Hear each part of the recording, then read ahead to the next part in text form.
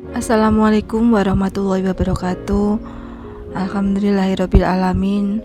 Wassalatu wassalamu ala asrofil anbiya'i wal mursalin Sayyidina Muhammadin wa ala alihi washabihi ajmain, amat ba'du. Saya Sri Winarti dan teman saya Siti Lutfi Nur Rohmawati di sini akan menceritakan tentang kaidah altarku dalam beragama. Hadirin wal hadirat yang dirahmati Allah, dalam kehidupan beragama kita sering menjumpai fenomena sebagian kelompok yang dengan mudah menjatuhkan vonis bid'ah atau sesat terhadap amalan-amalan yang dilakukan oleh jamaah Azwajah An-Nadriyah. Alasan utama yang sering mereka lontarkan adalah Nabi Muhammad SAW dan para sahabat tidak pernah melakukan hal tersebut. Seolah-olah jika Nabi tidak melakukan sesuatu, maka perbuatan itu otomatis menjadi terlarang atau haram. Pada kesempatan yang mulia ini, mari kita kaji lebih dalam sebuah kaidah penting yang menjadi jawaban atas kegelisahan tersebut, yaitu hukman juntiju la tarhu. Artinya, tidak dilaksanakannya sesuatu oleh Nabi Muhammad SAW sama sekali tidak membuahkan atau menunjukkan hukum tertentu. Yang pertama, apa yang dimaksud dengan altarku? Secara bahasa, altarku berarti mengosongkan diri dari sesuatu.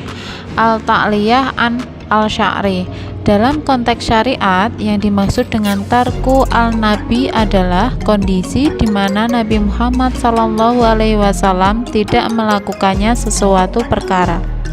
Padahal saat itu ada pendorong untuk melakukannya dan tidak ada penghalang fisik.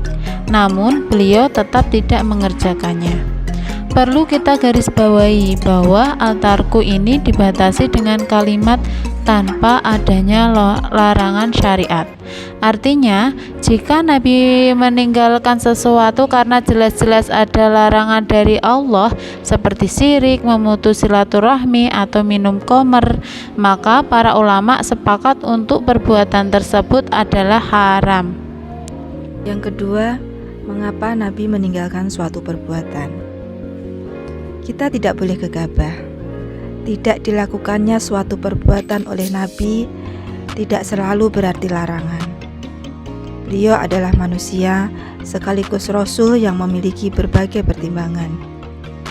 Menurut para ulama, Nabi bisa saja meninggalkan suatu karena alasan-alasan tertentu. Misalnya, yang pertama, tidak berselera. Ada kalanya Nabi meninggalkan sesuatu hanya karena faktor selera pribadi, dan itu manusiawi. Yang kedua, khawatir diwajibkan. Beliau sering meninggalkan ibadah tertentu karena rasa kasih sayang. Khawatir jika beliau terus melakukannya, umatnya akan menganggap hal itu wajib sehingga memberatkan. Yang ketiga adalah lupa, sebagai sifat manusiawi yang tidak mengurangi kemuliaan beliau. Yang keempat, yaitu menghindari kerusakan. Beliau meninggalkan sesuatu untuk menjinakkan hati manusia atau mencegah terjadinya kekacauan yang lebih besar. Yang kelima, pengalaman akhlak mulia. Meninggalkan sesuatu demi menjaga adab dan etika. Dan yang terakhir, yaitu prioritas. Beliau meninggalkan suatu perkara karena tersibukkan dengan urusan lain yang jauh lebih penting dari apapun bagi umat manusia. Yang ketiga, hukum perbuatan yang tidak dilakukan Nabi. Hadirin yang berbahagia, kesimpulan besar dari kaidah ini adalah bahwa diamnya Nabi atau tidak dilakukannya suatu perbuatan oleh beliau secara mandiri tidak bisa dijadikan dalil bahwa perbuatan itu wajib, sunnah, mubah, makruh, apalagi haram. Selama tidak ada indikator atau dalil lain yang mengharamkan, maka perbuatan tersebut tetap berada dalam koridor hukum asalnya.